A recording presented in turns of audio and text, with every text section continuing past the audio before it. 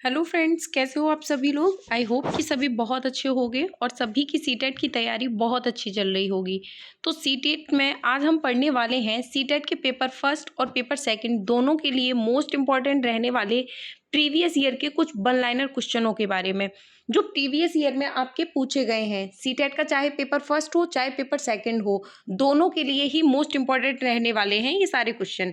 तो आज हम सबसे पहले पढ़ने वाले हैं सीडीपी के वन लाइनर फॉर सीटेट आपके पेपर फर्स्ट और पेपर सेकंड के लिए। इसमें हमारा सबसे फर्स्ट क्वेश्चन है, बच्चे की बुद्धि लब्धि 90 से 110 के मध्य होती है तो वो बच्चा कैसा होगा। यानी कि वो बच्चा जिसकी बुद्धि लब्धि 90 से 110 के मध्य होती है तो वो बच्चा किस श्रेणी के अंतर्गत रखा जाएगा।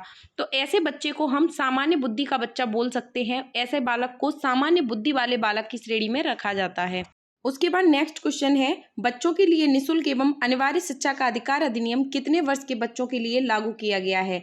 तो जो बच्चों के लिए निःशुल्क और अनिवार्य शिक्षा का अधिकार अधिनियम लागू किया गया था, ये हमारा किया गया था 6 से 14 वर्ष के बालकों के लिए। कितने वर्ष के बालकों के लिए किया गया? 6 से 14 वर्ष, यानी कि जो बालक 6 to 14 ईयर हैं उन बालकों के लिए शिक्षा का अधिकार अधिनियम लगाया गया। उसके बाद नेक्स्ट क्वेश्चन है, शिक्षा मनोविज्ञान आवश्यक है। तो जो शिक्षा मनोविज्ञान होती है वो किसके लिए आवश्यक होती है? तो शिक्षा मनोविज्ञान शिक्षक और अभिभावकों के लिए आवश्यक है। किसके लिए आवश्यक है? शिक्षक जो होते हैं उनके लिए, या आपके शिक्षक और अभिभावक के लिए आवश्यक होती है। उसके बाद नेक्स्ट क्वेश्चन है, शिक्षा मनोविज्ञान का मुख्य संबंध सीखने से है, ये कथन किसका है। यानी जो शिक्षा मनोविज्ञान है इसका संबंध मुख्य रूप से सीखने से माना जाता है। तो ये किसके द्वारा कहा गया है? तो सारे एवं टेलफोर्ड के द्वारा इस कथन को कहा गया है। किसके द्वारा कहा गया है? सारे एवं टेलफोर्ड के द्वारा। अमेरिका में प्रकाशित प्रिंसिपल ऑफ साइकोलॉजी पुस्तक के लेखक कौन है? अमेरिका में ये पुस्तक प्रकाशित हुई थी जिसका नाम है प्रिंसिपल ऑफ साइकोलॉजी। तो principle of psychology most important book है। इसको लिखने वाले थे विलियम जेम्स, यानी कि विलियम जेम्स के द्वारा इसे लिखा गया था। मोस्ट इंपॉर्टेंट आपकी पुस्तक है जो कि आपके एग्जाम में बहुत बार पूछी गई है। उसके बाद नेक्स्ट क्वेश्चन है, शिक्षा मनोविज्ञान का वर्तमान स्वरूप क्या है। यानी कि जो शिक्षा मनोविज्ञान है इसका वर्तमान स्वरूप क्या माना जाता है। तो वर्तमान में शिक्षा मनोविज्ञान अपने व्यापक स्वरूप में है, यानी कि पूरी तरह से सब जगह फैली हुई है। तो शिक्षा मनोविज्ञान का जो वर्तमान स्वरूप है वो व्यापक माना जाता है। मनोविज्ञान की आधारशिला किस पुस्तक में रखी गई थी? यानी कि जो मनोविज्ञान की आधारशिला है, सबसे पहले मनोविज्ञान के बारे में मनोविज्ञान के सिद्धांत नामक पुस्तक में इसके बारे में वर्णन किया गया था। उसके बाद नेक्स्ट क्वेश्चन है, शिक्षा मनोविज्ञान के प्रमुख उद्देश्य कॉलसनिक के अनुसार क्या है। यानी कि कॉलसनिक जी क्या मानते हैं, जो शिक्षा मनोविज्ञान है ये बालकों को क्यों पढ़ाई जानी चाहिए, इसका प्रमुख उद्देश्य क्या है। तो कॉलसनिक के अनुसार शिक्षा की समस्याओं का समाधान करना ही शिक्षा मनोविज्ञान का उद्देश्य माना जाता है। उसके बाद नेक्स्ट क्वेश्चन है, समय सारणी में गणित, विज्ञान या कठिन विषय के कालांश को पहले क्यों रखा जाता है। यानी कि जो आपका मैथ है, जो आपका साइंस है, या फिर कोई भी ऐसे सब्जेक्ट जो डिफिकल्ट सब्जेक्ट माने जाते हैं, इनके पीरियड को हम जब हमारा टाइम टेबल बनाते हैं उसमें सबसे पहले क्यों रखते हैं। तो ये एक प्रकार से मनोवैज्ञानिक आधार माना जाता है, क्योंकि जब बच्चा एकदम घर से आता है तो वो एक प्रकार से एक्टिव रहता है। सबसे ज़्यादा एक्टिव वो स्टार्टिंग पीरियड में रहता है। तो सबसे पहले हम जो पीरियड बनाते हैं उसमें मैथ का, साइंस का, या फिर कोई भी ऐसे सब्जेक्ट जो थोड़े से टफ लगते हैं, हार्ड लगते हैं, उनके पीरियड को पहले बनाते हैं। उसके बाद नेक्स्ट क्वेश्चन है, गॉरिसन के अनुसार शिक्षा मनोविज्ञान का उद्देश्य क्या है। जो गॉरिसन जी थे उनके अनुसार शिक्षा मनोविज्ञान का उद्देश्य क्या माना जाता है।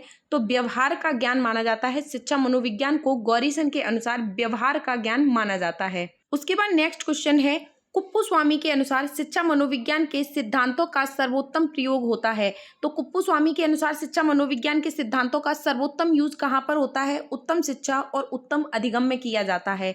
उसके बाद नेक्स्ट क्वेश्चन है, वर्तमान समय में शिक्षा मनोविज्ञान की आवश्यकता समझी जाती है। तो जो वर्तमान समय है, यानी कि जो समय अभी चल रहा है, इसमें शिक्षा मनोविज्ञान की आवश्यकता को हम क्यों पड़ती है? हमें शिक्षा मनोविज्ञान की आवश्यकता बालक के सर्वांगीण विकास के लिए। यानी कि अगर बालक को शिक्षा मनोविज्ञान का पूरा ज्ञान होगा तो सर्वांगीण विकास का मतलब है कि बालक का सारा विकास बहुत अच्छे से हो जाएगा। चाहे वो उसका मेंटल डेवलपमेंट हो, चाहे वो उसका फिजिकल डेवलपमेंट हो, चाहे वो उसका कॉग्निटिव डेवलपमेंट हो, ये सारे डेवलपमेंट उसके अच्छे से हो जाएंगे। शिक्षा मनोविज्ञान का प्रमुख लाभ क्या है? तो शिक्षक शिक्षार्थी का मधुर संबंध ही शिक्षा मनोविज्ञान का प्रमुख लाभ माना जाता है।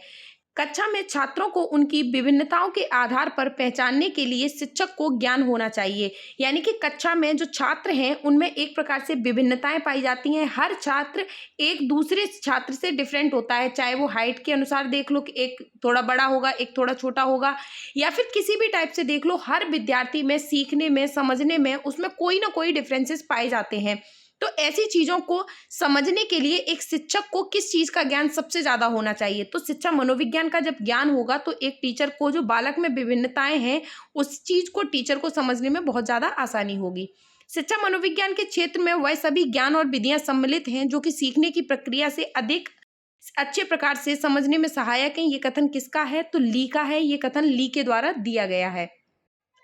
उसके बाद नेक्स्ट क्वेश्चन है, गेट्स के अनुसार शिक्षा मनोविज्ञान की सीमा है। यानी गेट्स ने शिक्षा मनोविज्ञान की सीमा कितनी बताई है? तो 9 बताई है।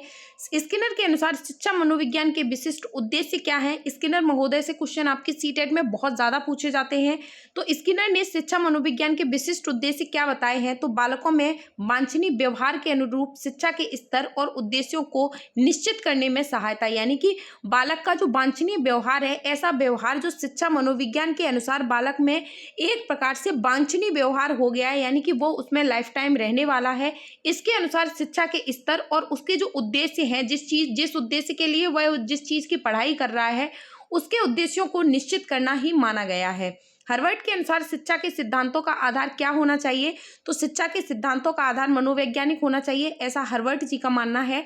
मॉन्टेसरी के अनुसार एक अध्यापक द्वारा उस स्थिति में ही शिक्षण कार्य प्रभावी ढंग से किया जाता है जब उसे ज्ञान होगा। यानी मॉन्टेसरी जी, इनका मानना था कि जो एक अध्यापक है उसे अपनी शिक्षा को बहुत अच्छी, बहुत ज़्यादा बेहतर बनाने के लिए उसे तभी उस चीज़ को वो बहुत अच्छे से बेहतर बनाई जाएगी जब उसे मनोविज्ञान के प्रयोगात्मक स्वरूप का बहुत अच्छे से ज्ञान होगा। यानी कि उसे पूरी तरह से मनोविज्ञान के बारे में जानकारी होगी, मनोविज्ञान के बारे में उसे हर चीज़ की नॉलेज होगी। तो बालकों के सर्वांगीण विकास को करने में एक अध्यापक बहुत अच्छे से सक्षम हो पाएगा। उसके बाद नेक्स्ट क्वेश्चन है, वर्तमान समय में शिक्षा मनोविज्ञान की आवश्यकता है। यानी वर्तमान समय में शिक्षा मनोविज्ञान की आवश्यकता क्या है कि शिक्षा मनोविज्ञान किस प्रकार की होनी चाहिए? तो शिक्षा मनोविज्ञान वर्तमान समय में बाल केंद्रित होनी चाहिए।